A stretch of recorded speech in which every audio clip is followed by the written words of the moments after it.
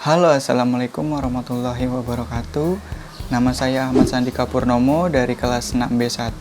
Di sini saya ingin mempresentasikan rancangan New Media, tugas ujian akhir semester dari mata kuliah Manajemen Media. Pertama-tama saya ingin berterima kasih kepada Ibu Faiza yang telah membimbing saya dari awal pertemuan hingga sekarang.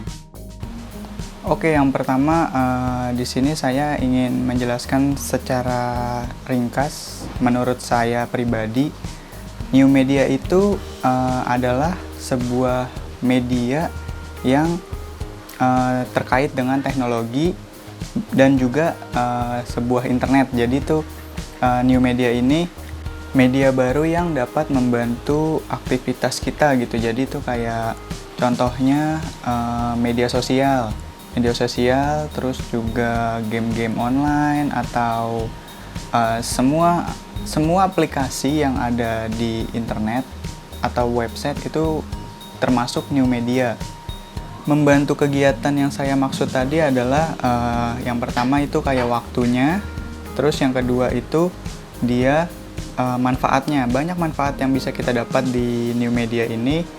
Nah, contohnya ini yang akan saya bahas ini. Nanti saya akan jelasin manfaat yang dihasilkan oleh new media.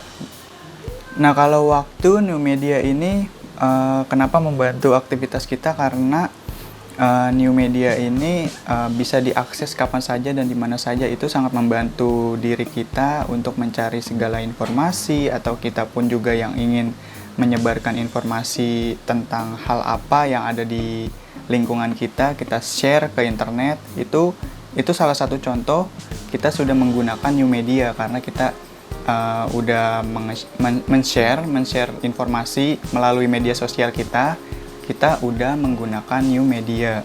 Oke, nama program yang akan saya buat ini adalah Teman Teknologi. Teman Teknologi ini saya akan buatkan channel YouTube-nya karena saya menggunakan media platform YouTube untuk saya nanti memberikan video-videonya, saya kirim ke situ, saya upload di situ. Terus kenapa sih namanya Teman Teknologi? Kenapa latar belakangnya apa sih? Latar belakangnya kalau kita lihat pada zaman sekarang ini besar kemungkinan semua masyarakat itu pasti memiliki teknologi, yaitu salah satu contohnya smartphone. Nah, dengan smartphone ini saya ingin memanfaatkan keunggulan atau fitur-fitur yang ada di smartphone. Kita bisa jadikan suatu hal yang bermanfaat, suatu hal yang membuahkan hasil. Yang pertama, dari smartphone itu kita bisa berbisnis, terus juga kita bisa mengedit dan lain-lainnya, segala hal. Nah, dari situ kita akan mendapatkan hasil yang kita inginkan.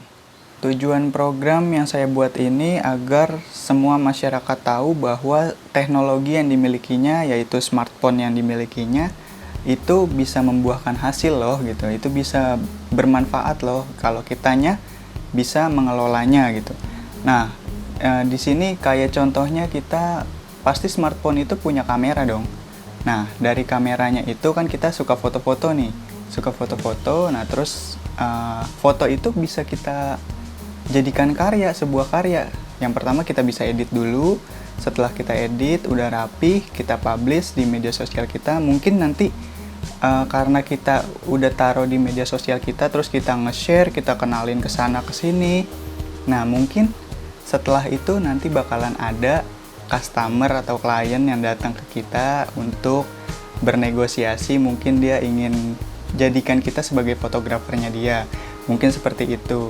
Oke, dari konsep yang saya buat ini saya akan mengulik apa aja yang ada di dalam smartphone itu, terutama untuk dari segi software atau aplikasinya ya, kayak misalnya untuk software mengedit.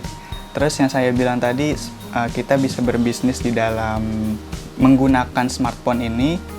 Itu kita bisa kayak, pasti kalian tahu yang namanya marketplace ya. Salah satu contohnya itu Shopee atau enggak Tokopedia. Kita bisa berjualan, kita bisa berbisnis di dalam marketplace tersebut dari smartphone yang kita miliki. Program yang saya buat ini segmentasinya tuh untuk siapa sih? Segmentasinya itu yang saya buat ini terutama sebenarnya buat semua umur, buat semua kalangan masyarakat, tetapi yang saya fokuskan di sini hanya untuk remaja sampai dewasa, karena menurut saya di umur-umur remaja terus ingin beranjak ke dewasa itu umur-umur yang sangat riskan ya, yang sangat hati-hati kalau kita salah langkah. Nah, dari situ mungkin karena saya bisa membuatkan sebuah konten seperti ini, masyarakat semua bisa melihatnya dan mereka terinspirasi ingin mencobanya.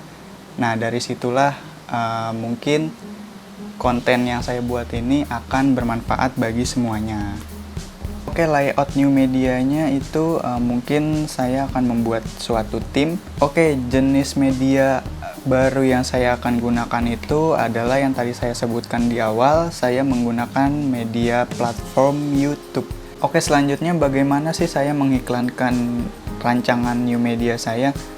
Saya akan menyebarluaskan, mengiklankan nanti dari media sosial masing-masing tim yang ada di dalam teman teknologi. Nanti semuanya akan meng-share, akan mempublish, akan memberitahu teman-teman sekitarnya untuk menonton atau mensubscribe channel teman teknologi. Oke, selanjutnya di sini saya menggunakan 4 fungsi manajemen. Yang pertama itu ada planning.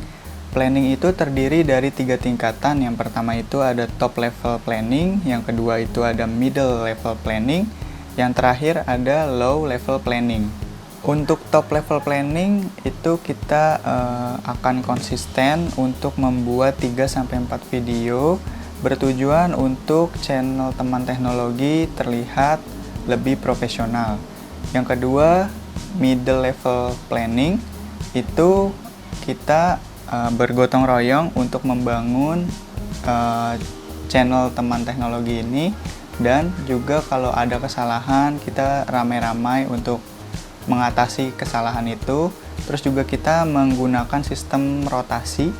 Rotasi ini bertujuan untuk agar semua tim bisa menghandle jika teman salah satunya mungkin ada yang sakit atau apa, jadi kita merotasi semua job desk.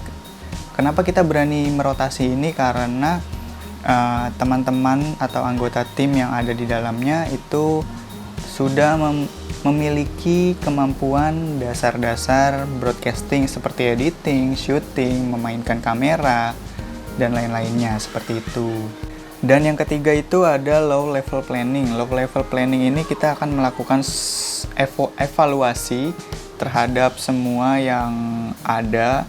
Oke, selanjutnya yang kedua itu ada organizing. Organizing itu seperti yang saya sebutkan tadi di awal, seperti Husnul yang membuat konten, terus host ada bias. Yang ketiga itu ada directing. Directing itu kita melakukan diskusi sebelum mengerjakan project yang akan kita kerjakan. Dan yang terakhir, yang keempat itu ada controlling. Controlling itu kita melakukan evaluasi terhadap project yang sedang kita kerjakan ataupun yang sudah kita kerjakan agar kedepannya kita tidak melakukan kesalahan yang sama. Oke, selanjutnya kita menggunakan analisis SWOT. Yang pertama itu ada strength. Strength itu kekuatan apa yang kita miliki di perusahaan kita ini. Terus yang kedua juga ada weakness. Weakness itu apa kelemahan yang ada di perusahaan kita ini.